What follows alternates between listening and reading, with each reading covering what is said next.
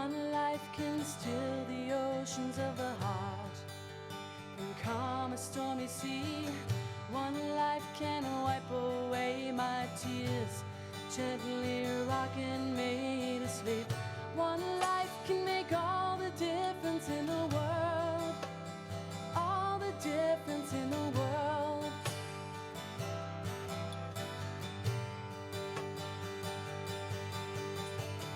One life can make all the difference in the world, all the difference in my world.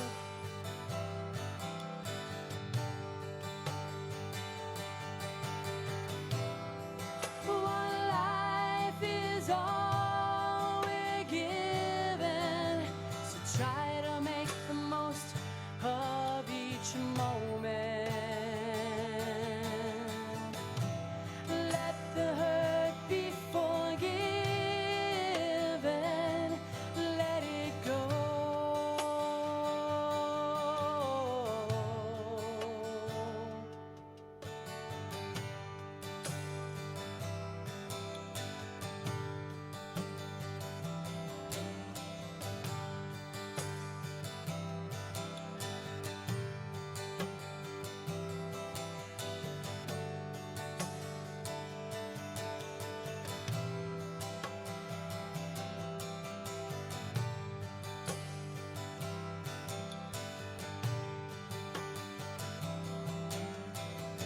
One life can look inside me and bring out what is good.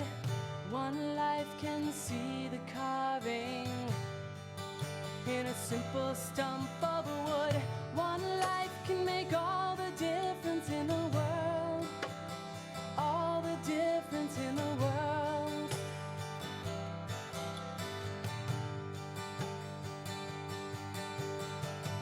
One life can make all the difference in the world, all the difference in my world.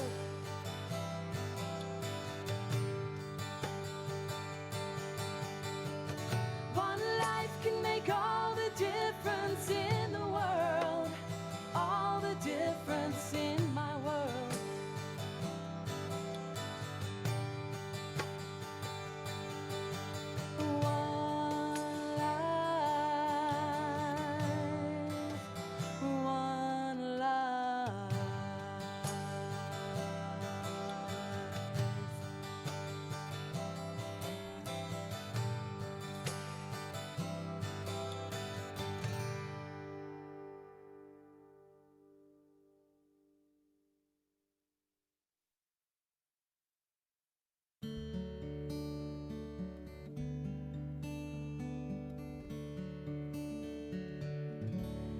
I look into your eyes so deep, even when you fall asleep.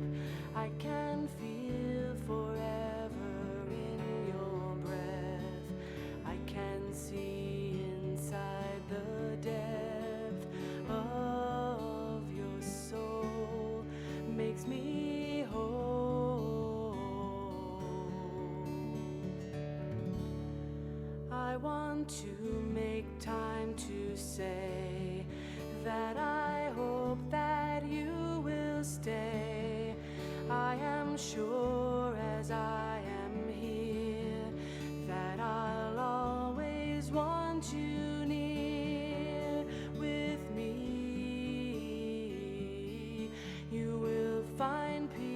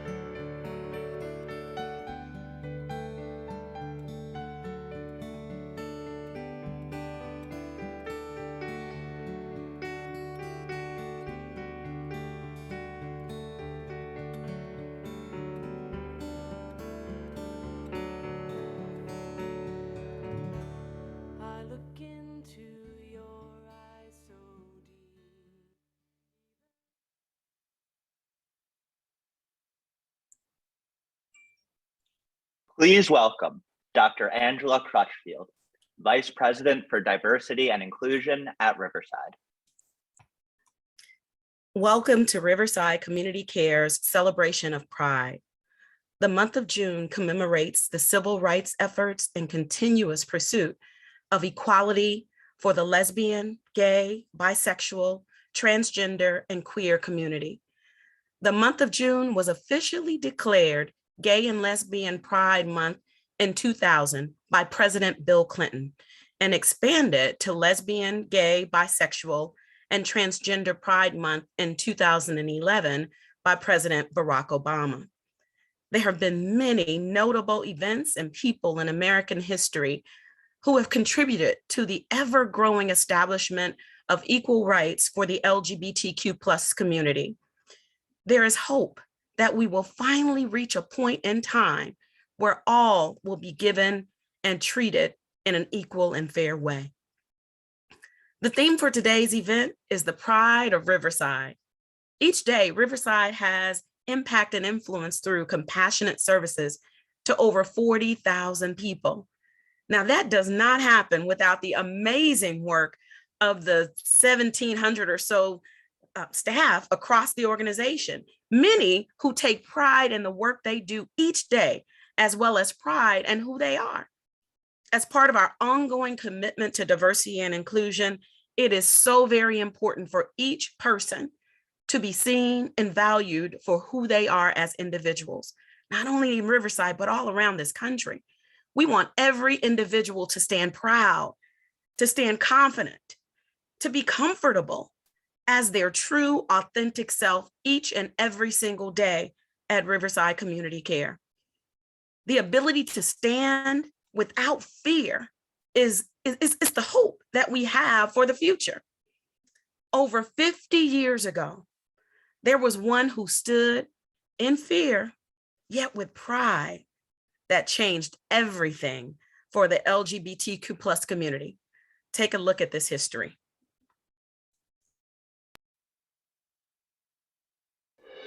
This is the greatest loss, our honest humanity. And that loss leads all those others around us to lose that little bit of their humanity as well. For if they were truly comfortable with their own homosexuality, then they could be comfortable with ours. As homosexual psychiatrists, therefore, we must use our skills and wisdom to help all of them and ourselves grow to be comfortable with that little piece of humanity called homosexuality.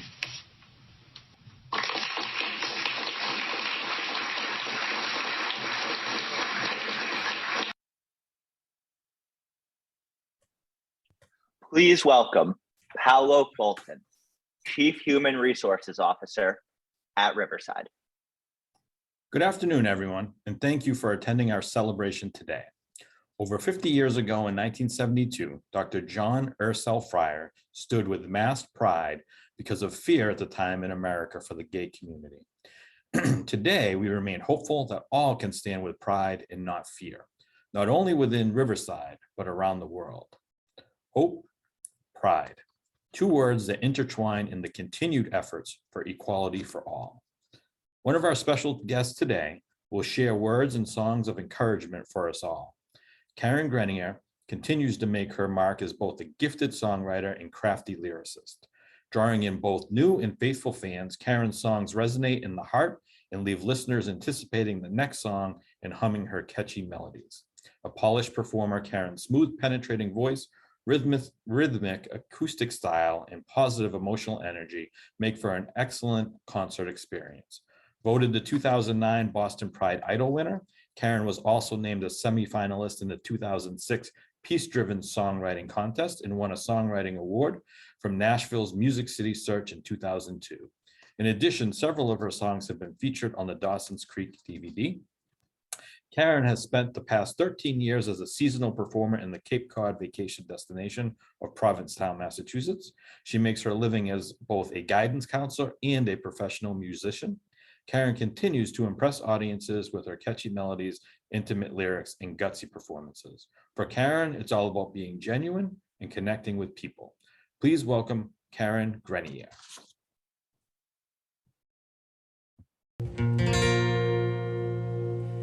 Hello, everybody. I'm Karen Grenier. I am from Somerville, Massachusetts, and I'm really happy to have been invited to be a part of this Riverside Community Care virtual event, Pride event. So thank you for having me, and I'm going to sing a couple of songs for you. The first song I'm going to sing is a song called It Gets Better. It's a song of hope. I dedicated it, I wrote this for the Trevor Project many years ago, and it's just a song about hope and the fact that we make things better. They don't just become better, we make them better by our actions, by how we treat one another, by making the world a better place. So I'm gonna sing it for you. It gets better.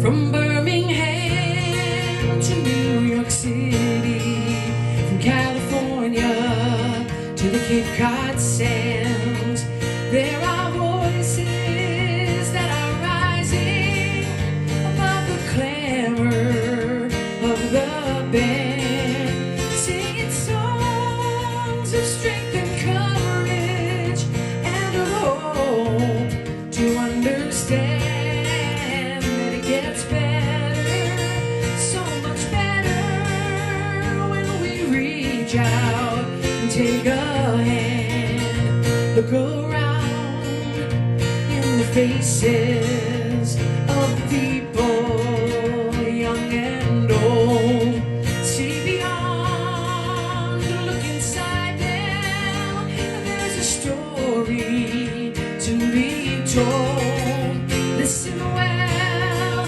hear the struggle, open your heart to their pain, let them know they are precious, deep inside, we're all the same. Be their song of hope and freedom, give them the strength to be real, make it better, so much better, and their wounds will surely heal.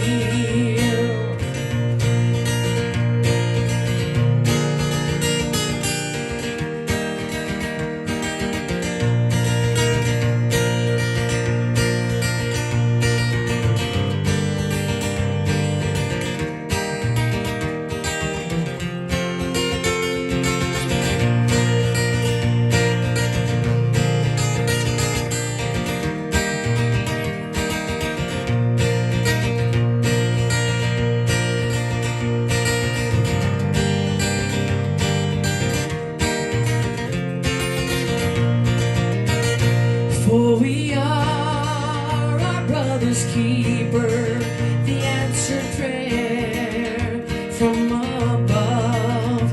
It don't matter what you look like, it doesn't matter who you love. I will reach out, I will honor who you are meant to be, and it gets better. So much better, be who you are and be free. I will reach out, I will honor who I was meant to be. It gets better, so much better in the land of the free.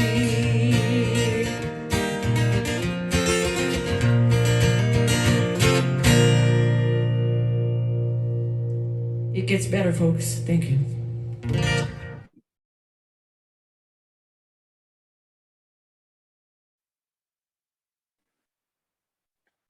Please welcome Riverside's Chief Executive Officer, Marcia Medley. Wow. Thank you, Karen, for that wonderful selection. You know, at Riverside, we are instilling hope that things will continue to get better for the people we serve through our supportive and inclusive services. We're also committed to embracing the diversity of our staff, honoring their diverse backgrounds, and encouraging a workplace that's inclusive for all individuals. This event today is just one of our 3 diversity celebration events, as we hold an event for Black History Month and are planning an event for people with lived experience. But today, I'm honored to be part of this celebration by introducing our keynote speaker. Dr. A.C. Folks is the Chief Executive Officer of Folks Consulting, an LGBTQ+ sensitivity and transgender inclusion consulting firm. He is a licensed clinical psychologist and has worked in the field of diversity and inclusion for over 10 years. He is an LGBTQ+ subject matter expert and a thought leader. His passion for LGBTQ+ sensitivity and inclusion is palpable and has resulted in him becoming a highly sought after speaker and consultant. He's provided training and consultation in multiple settings and has worked with some of the largest and most respected companies in the world. As a transgender man himself, Dr. Folks has a profound appreciation for the impact, both blatant and subtle, of diversity, equity, and inclusion in the workplace. Dr. Folks is a Forbes contributor where he writes about LGBTQ+ sensitivity, transgender inclusion, and allyship. He is also a proud member of the board of directors for the Trevor Project. And it is now my pleasure to introduce our keynote speaker for today, Dr. A.C. Folks. Hello, everyone. Hello, hello, hello. I'm so glad to be here. My name's A.C. Folks, and I appreciate you taking out the time to spend this moment in time with me. You could be anywhere else, but you're here, and I want to say thank you. All right, so I want you to go with me on a journey. The year is 1969. And you are going to try to express yourself in an environment that is safe for you.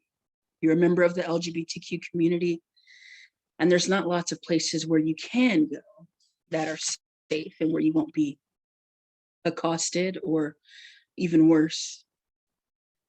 Understand that in the 1950s and 60s, homosexuality was considered sodomy in 49 states. So it was illegal. So not very many places you could go and be open.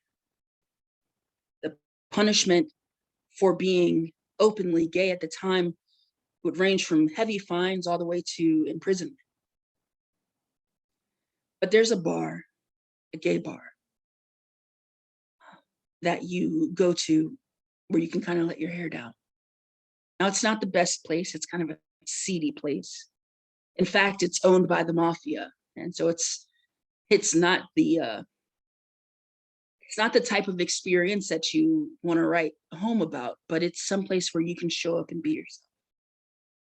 Now, granted, it is the mafia, so they do still extort patrons and threaten to out them to family, friends, and employers. And they make most of their money by charging or overcharging for alcohol. But despite all of those things, it's a place that you can show up and you can be openly gay. So the year's 1969, and LGBTQ bars have been being raided. Often it's the case that they'll come in and they'll rough people up. And this particular bar, this particular establishment that's run by the mafia, they've bribed the police so that the police will, for the most part, leave them alone. But despite this, and despite the fact that they've bribed the police still show up and raid this establishment. So now I want you to envision you're in there, you're having a good time, you're spending time with friends, right? You've let your hair down. And 9 police officers come in. They come in with force. They come in and they are ready to shut the place down. They're roughhousing. They're picking people up and trying to get them out by force. But something about this day in particular is different. There's just there's an electricity in the air. There's just people are fed up. They just don't want to take it anymore. They've been harassed. They've been assaulted, and they're tired. And so what happens is the people in this bar, they start to fight back. And the officers find themselves quickly outnumbered. And you've got individuals that are literally pushing through barricades and throwing bottles, and it's getting pretty bad pretty quickly. So the officers, what they actually do is they retreat and they lock themselves inside of the bar. You've got this huge riot going on outside the bar now. We've got hundreds of individuals. They're angry, they're upset, they're fed up. The officers are inside the bar. They've locked themselves in because they are far outnumbered. And then the rioters set the bar on fire. The officers are still inside of the bar. Backup arrives, and somehow the officers are able to get out, but numbers of the crowd are still growing and growing, and now we've gone from hundreds to thousands. And the police are able to restore order, but it takes hours, and they're not able to keep order for very long. And so these riots continue on for days, actually going from June 28th to July 1st. And this is seen as the catalyst. This is the beginning of what would become the LGBTQ civil rights movement, where people had said, enough is enough, we just want to live. It's hard to even envision that in this day and age, but that's where this all started. A year after those riots, folks got together and they marched for the very first time in recognition and honor of the riots a year before. And that was the first gay pride. It was the first pride parade. And every year since then, in the month of June, there have been pride parades and events all across the country. And I am so excited to be with you today at this recognition, at this event, what is meant to commemorate and recognize pride in the year of 2020. And man, we have come a really long way from where we started. Now, don't get me wrong, there's still more work to be done, but there is no denying the fact that we have made significant progress. So what I want to talk to you about is where we are now and where we go from here. We went from living in a country where it was not okay at all to be an LGBTQ person in the military, to a country where it was okay to be LGBTQ in the military, but not be out, to now a country where it's okay to be LGBTQ in the military and be out. We went from a country where it was not okay to be transgender in the military, to a country where it was okay and then not okay again, and now again okay. We've definitely made some progress in that regard. We went from a country where it was not okay to marry who you loved if that person was not assigned a sex different than you were assigned at birth, to a country where now you can marry someone based simply on the fact that you love them and their sex assigned at birth doesn't matter a bit. You went from a country where there were no laws and no protections for people that identified as LGBTQIA to a country where there are now laws and protections in place, where we look at things like Title IX and the efforts being made to make sure that individuals aren't discriminated against because of gender identity or sexual orientation. We have made such great progress. We went from a country where the American Psychiatric Association, right, deemed homosexuality as something that was deviant, where it was viewed as an illness, as pathological, to now it being removed, right, from the DSM and not being viewed or pathologized anymore.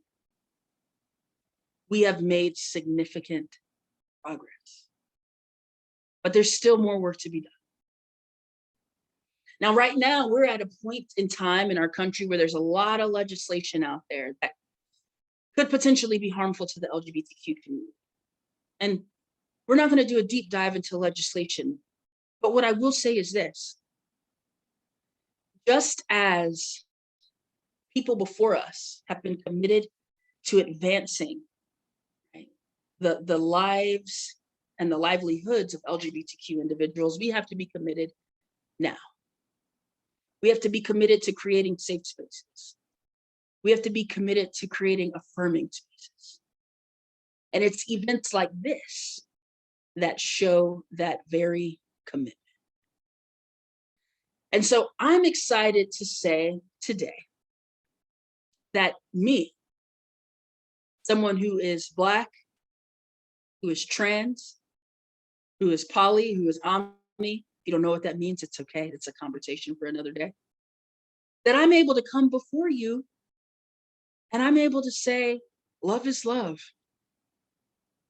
right? And that you work for an organization that sees value in that and that views these conversations as a value add. So what I want to encourage you to do today is I want you to look at yourself, right? I want you to think about what your commitments are and where they lie. And I want you to be active in the pursuit of bettering the existence and the lived experience of members of the LGBTQ plus community. Whether you're a member of the community or not yourself, you're a value add and you can make a difference. We need help on all sides, right? You hear some people say we need allies and others say we need accomplices. I say we need all of it. It's just as important to have the person next to you in a protest as it is to have the stay-at-home dad who's teaching their children to love everyone and celebrate difference. We need everyone at every level. We need everyone at every level to step up and to help to advance and to help to progress this very powerful movement. I want to talk to you a little bit about a few things. So bear with me. I want to talk to you about, first of all, resilience. I've been giving a lot of thought to resilience. What does it mean to be resilient? What does it mean to carry on?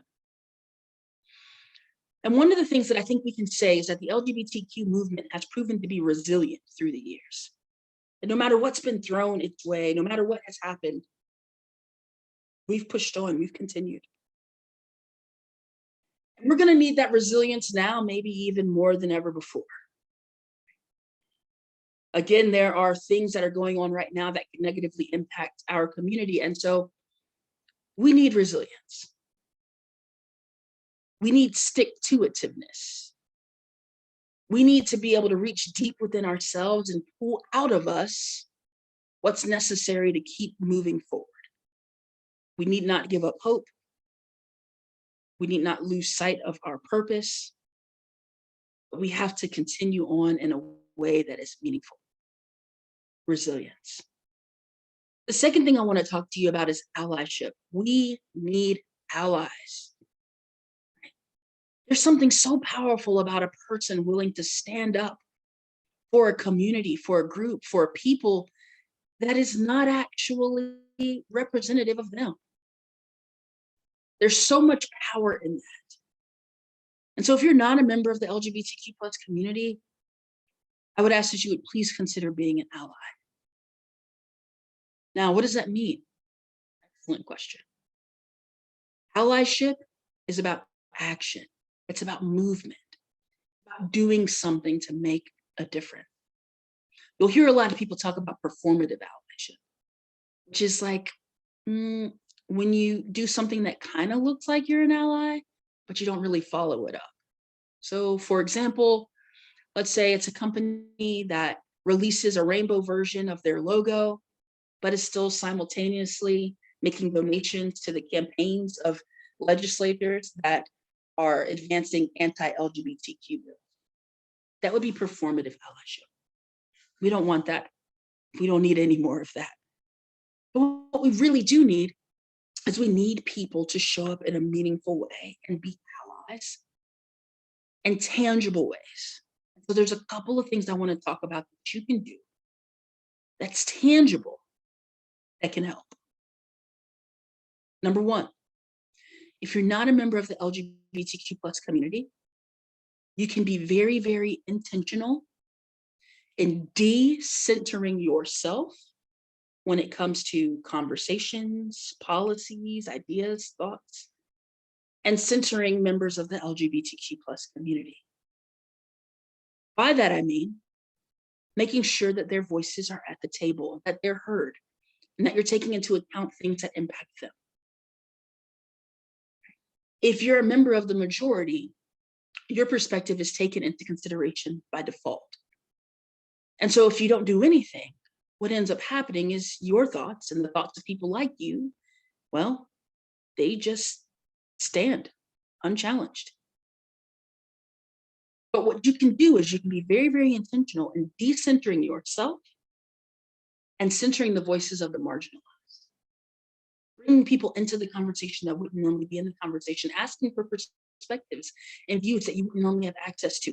How can we make this more affirming? How can we make this more inclusive? What policies will be most meaningful to you? Right? What training opportunities, what educational opportunities will be most meaningful to you? What benefits will be most meaningful to you? How can we be more supportive of your community? Decentering yourself and centering the marginalized. Another thing I'd like to talk to you about is privilege. Don't worry, don't worry. Right? This is not going to be a conversation that you can't handle. I want to talk to you about privilege, recognizing privilege, and then, and here's the most important part, sharing that privilege with others. Okay. We all have privilege. There are two types of privilege. There's earned privilege and unearned privilege.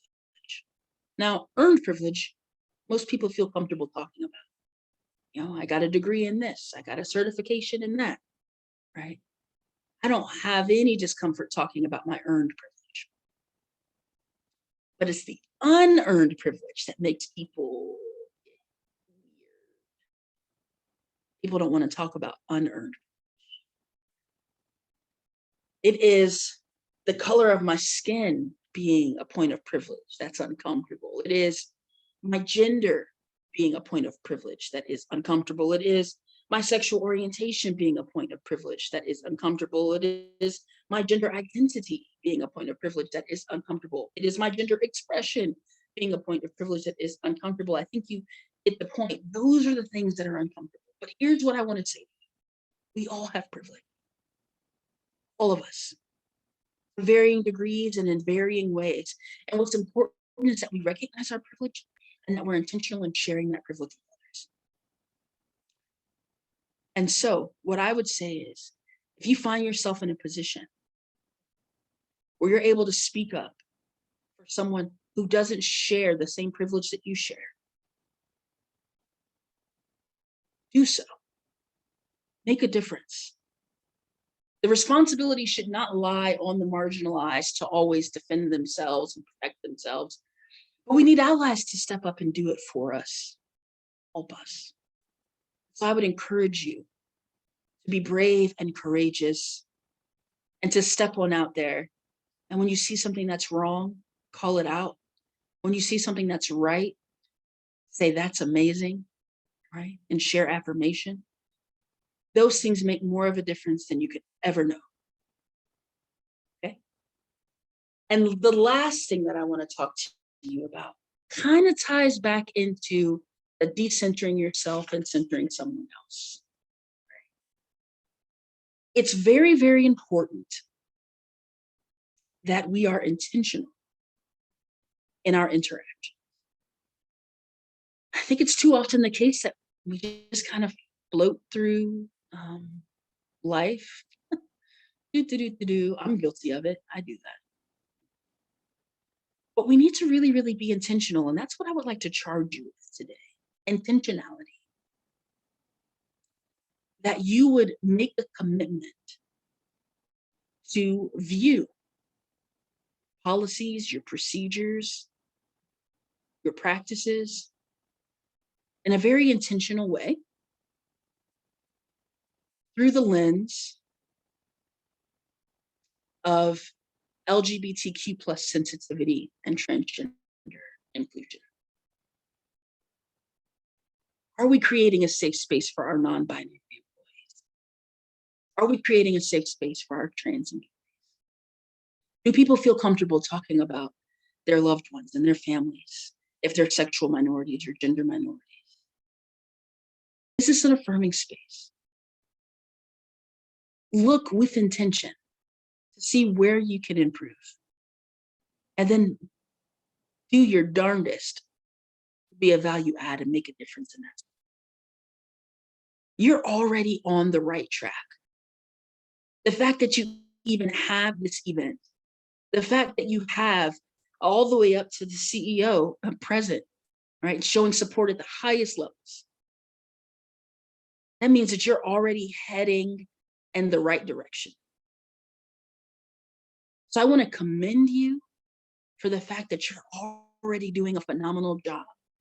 And I want to encourage you to push yourself even harder and to stretch yourself even more. Okay? Say, how can I make a difference today? Do good, be good, and do it now. That is what I challenge you with. There is hope. We have come such a long, long way. We have made such significant and positive strides, and I truly believe that we're going to do even more of that. But we need your help. We need your commitment. We need your belief, your trust, your focus, your energy, your virtue, your positivity. And the fact that you're even on here today, that lets me know. It lets me know that you view this as important.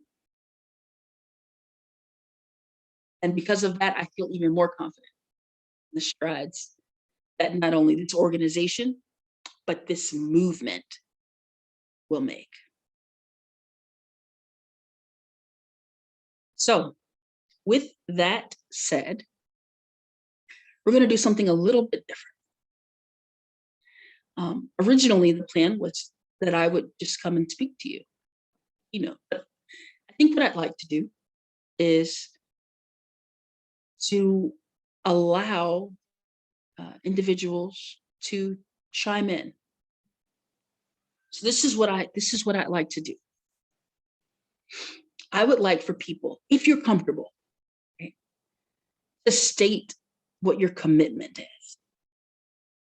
Now, you can raise your hand and you can actually come on and speak, or you can type it in the chat. But what is your commitment? What are you going to do moving forward to create a safe space for LGBTQ folks in the workplace, at your job, on your shift? I'd like to hear what commitments you'll make. View it as a sentence still. I commit to, and then fill in the blank, right? We've got nearly 100 people on here, right? I just want to see if there's a few brave souls that will say, here's my commitment. This is what I commit. I commit to fill in the blank. I'll get us started. I commit to making myself available for conversations like this. When there are organizations that truly are doing the work and that are committed to creating a safe space, I commit to showing up and helping them to move forward. Right? Anyone else? What would you commit? What is your commitment? We need all of the commitment that we can possibly get. And you can raise your hand or you can place it in the chat. And this is for everyone, even individuals that are a part of the program. I'd love to hear from anyone who'd like to share. It looks like we have, I commit to continuing to hold events such as this. Wonderful. I commit to listening. I commit to using any privilege I have to speak up and be an ally. Wonderful. I commit to supporting our staff. I commit to continue to be out as a queer person. I love it. And to do more to challenge the microaggressions. I love it. I love it. I love it. Yes, yes, yes, yes, yes. I commit to being active and challenging assumptions. Bi and poly here, and I commit to relentlessly showing up as myself and refusing to yield space. I love it. I love it. Yes. What other commitments? I have 2 trans stepkids. My commitment is to respect people. Hold on. I want to make sure I get that whole comment. I'm actually going to open this up so I can see this. I have 2 trans stepkids, so my commitment is to respect people for who they are and understand challenges they face starts at home. Yes. I commit to checking in on my automatic assumptions about people. I love it. I commit to utilizing my privilege to stand up. Yes, yes, yes. I commit to being a leader and educate others every opportunity I have. Fantastic, fantastic. I commit to creating a safe space and being an advocate, being open and listening and standing up for others. I commit to being a lifelong learner, challenging my biases and learning more about LGBTQ+ issues. I commit to continue to work on using the correct pronouns. I love everything about this. And this is how a movement continues on in strength. I am so very proud of this organization. And this organization would not be where it is if it were not for the amazing people in this organization. And looking at all these commitments, I can just see how amazing you actually are. So thank you, thank you, thank you for that. And with that being the case, oh, I love all these commitments just pouring in. Oh, I love it, I love it. With that being the case, I want to take a moment to say from a very heartfelt place, and I hope you can hear my heart here, that I really appreciate taking the time to spend with me. Thank you so much for taking time to listen. And just as importantly, to come up with commitments that I know you'll honor moving forward. Thank you so much. And take good care.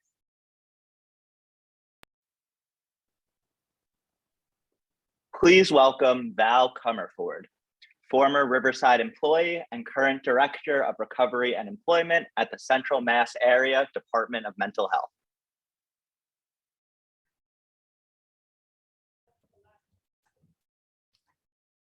Thank you so much, Dr. Folks. Hello there.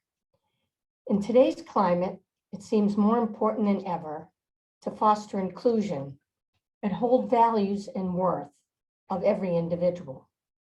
This is how Riverside Community Care treated me when I came on board in 1993. The Riverside community opened doors for me that I never thought possible. I was welcome here. Scott Bach, my friend and mentor, invited me to share openly, and within a short period of time, I had told my entire story to him. I remember clearly when I told him that I was a lesbian. He said, "Really? I did not know that." Now, I've always been a bit on the sporty side, and I thought for sure that he knew. His reaction was his way of telling me that not only did he welcome me, but more importantly, he appreciated and valued what I brought to Riverside Community Care. What relief this brought to me. I did not have to worry or fear discrimination or mistreatment. What a relief. In the late 1990s, I did face a difficult workplace situation at the clubhouse where I was working. We may talk about sexuality and gender identity pretty easily today. That was not the case in the early 1990s. A person in the community learned that I was a lesbian. He made rude statements to me, stared at me, and tried to intimidate me by hanging around outside my office. One day, one of my staff asked me to look at something outside of the clubhouse on the gazebo. Someone had carved "Val is a lesbian" in one of the benches. I was upset and felt so unsettled, nervous about it. I don't remember if I called Don Hughes or I called Scott Bach. I may have called them both. I do remember they both took the time to listen and to comfort me. They immediately sent someone from facilities to Crossroads to sand off that carving. They also told me that I had the authority to ask the member to leave the clubhouse. They supported me through the entire process, and I felt safe. I still feel safe being open and honest with my friends at Riverside. You will always be my family. And by the way, I met my lovely wife, Carol Weber, at Riverside, and we were lucky enough to have Scott Bach, Marcia Medley, and Don Hughes attend our wedding. I am so grateful. Thank you for listening today. Please welcome Sarah Macri, Assistant Vice President for Operational Support Development and Cognitive Services Division of Riverside Community Care. Val, thank you so much for sharing. In addition to serving as the Assistant Vice President for Operational Support for the Developmental and Cognitive Services Division at Riverside, I'm also the executive sponsor for our employee resource group, the LGBTQ+ crew, or TLC for short. As a leader within Riverside, it gives me pride to serve this group by lending my voice and advocacy in support of an amazing community that I am a part of both inside and outside of Riverside. This, for me, is what it means to say the pride of Riverside, being free to be my authentic self each day. I've worked at Riverside for going on 17 years, and I can say with 100% certainty, not once have I felt pressured to be anything but my true self. A story comes to mind as I listen to everyone today share their experiences. I had only been at Riverside for a few short months at this time, and I was attending a meeting at the administrative offices, which were at the Ames School building at the time. The person working in the reception area noticed I was wearing a rainbow bracelet on my wrist. I knew this person as it was a person served in one of our DCS programs, who also happened to be employed by Riverside. This person went on to ask in a very loud voice, "Oh my gosh, did you go to Pride? Are you gay? I'm gay too." At that very moment, Scott Bach, our founder and previous CEO, walked by, obviously hearing this comment. He gave me the best nod and little thumbs up, and I was immediately put at ease. One hopes that these comments are never taken in a negative light or spark a negative response from those within earshot. But our CEO in that moment put me immediately at ease, and it has set the tone for me personally at Riverside for these 17 years. I will never forget that moment, and I'm incredibly thankful for that moment. I'm now going to ask Nick Hansel-Snyder, Chair of Riverside's the LGBTQ+ crew, to join us to share information about our Employee Resource Group, TLC, and how those of you with us today who are employees of Riverside can join this amazing community within Riverside. Thank you, Sarah. Happy Pride, everyone. I also am very proud to be part of Riverside in my specific role within the Behavioral Health Innovations Division. I'm also happy to serve in the volunteer capacity of Chair of TLC alongside our Vice Chair, Secretary, Member at Large, and other engaged members. I am very lucky to have always felt supported and safe being my whole self at Riverside. When I'm not working, and honestly, often when I am working, my life revolves around my family, my husband and our 2 sons, who both became part of our family through adoption. In my first week at Riverside, my husband and I had a court date to finalize our older son's adoption. I was so surprised and touched when my new team put together an impromptu celebration at our office lunch the next day. 2 years later, when we found out that our younger son, Edward, was born and would be coming home to live with us in just 2 days, Scott Bach, who we've all got a story about apparently, Scott came down the hall to my office grinning with sheer joy to offer his congratulations. That meant so much to me. My family might be different from others, but we weren't being treated differently. Now with TLC, I'm very excited to share that feeling of welcoming and acceptance. The purpose of TLC is to increase support for LGBTQ+ Riverside staff through advocacy, consciousness raising, mutual support, community building, and challenging of all forms of oppression. We've been in existence since 2021, along with our 2 other ERGs, the Power of Lived Experience, POLE, and Black, Indigenous, and Peoples of Color, BIPOC. TLC is open to all employees and will never ask you to share how you identify. To participate with TLC, all you need to do is show up. That means join us in meetings, in Teams conversations, at our larger events, as often or not often as you'd like. TLC meets via Zoom on the 2nd Friday of each month. Now, as a special surprise, we would like to do a giveaway today. Everyone who emails tlc@riversidecc.org with a happy Pride message and your mailing address will receive a TLC button and a pronoun button of your choice. The TLC button has the image you see on the slide, and the pronoun buttons, well, they're still in the design phase, but I promise they will be great. So email tlc@riversidecc.org. Hopefully someone's dropping that in the chat with a happy Pride message and your address, and we'll send you your TLC button.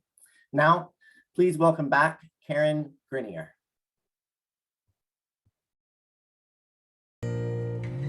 Hello again. I'm Karen Grenier, and again, really happy to be a part of this production for Riverside. I work for Somerville Public Schools, and our students benefit from the services at Riverside, the social emotional counseling supports and family supports and wraparound services. Wonderful organization, and it's really great that they're celebrating Pride for their employees and their community. I'm gonna sing one more song. This is a Louis Armstrong song, and I like to sing this song because it reminds me not to despair.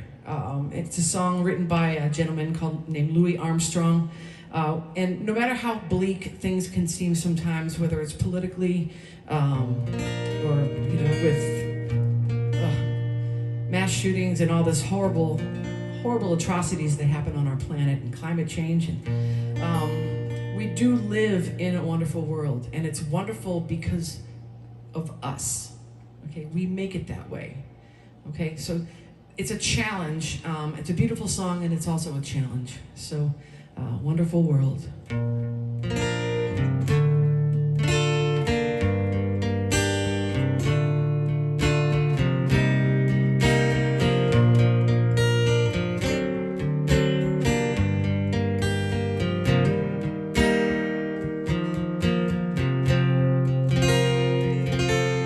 I see trees green, red roses too. I see them bloom for me and you. And I think to myself, what a wonderful world.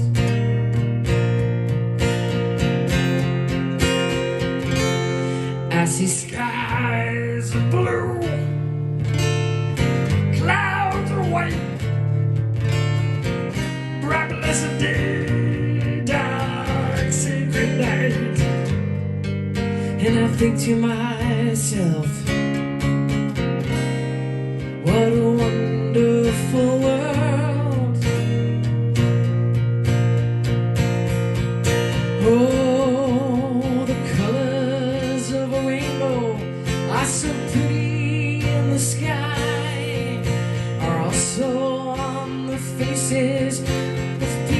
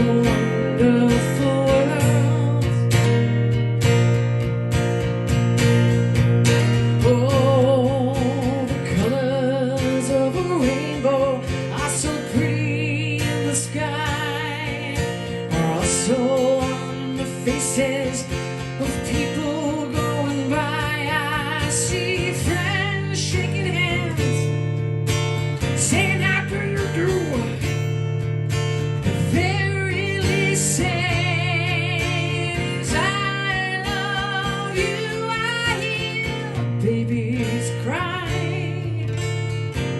and I watch them grow. They learn much more than I'll ever know. And I think to myself, what a wonderful world. Yes, I think to myself, what a wonderful world. Happy Pride. Thank you.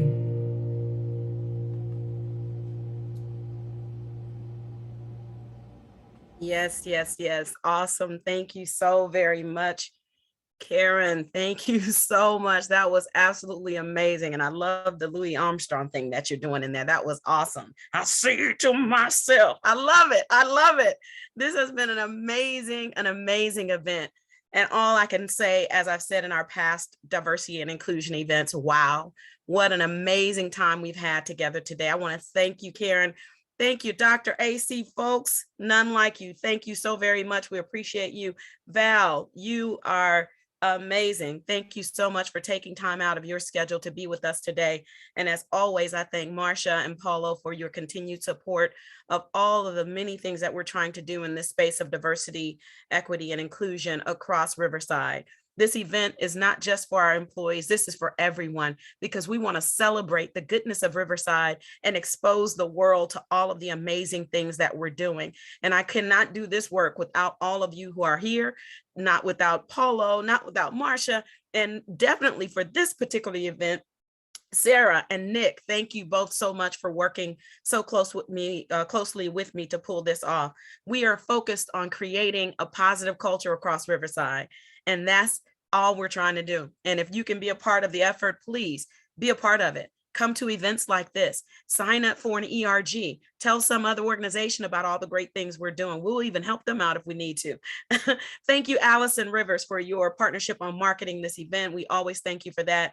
Thank you to the D&I committee, and specifically Sarah and Nick, who are part of the committee. Thank you, Aaron. Aaron, I think Aaron is the most amazing rock star ever at Riverside, and I tell Aaron that all the time. Aaron Lurch and Jake Donofrino, thank you both for working behind the scenes and making this online experience possible once again this year, or today, in our first big event for Pride. And we're so excited about it, and we will definitely be doing the same thing again on next year. And finally, thank you to each one of you for joining us today. Wouldn't be an event if you didn't show up. So thank you so much for showing up. This event is being recorded, and you can share this event with others when you get the recording. So please don't hesitate to do that. Thank you all so very much. We appreciate you. Happy Pride, and have a wonderful afternoon. And please, please, please stay safe. Thanks, everyone.